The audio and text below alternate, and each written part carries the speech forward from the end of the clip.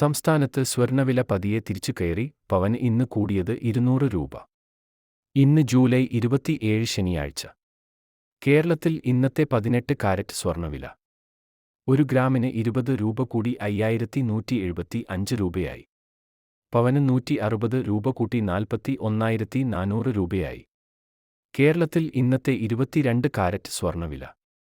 1 ഗ്രാമിന് 25 രൂപ കൂടി 6,325 രൂപയായി.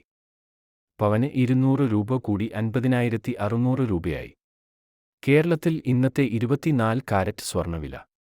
1 ഗ്രാമിന് 27 കൂടി 6,900 രൂപയായി. പവന് 216 രൂപ കൂടി 55,200 രൂപയായി.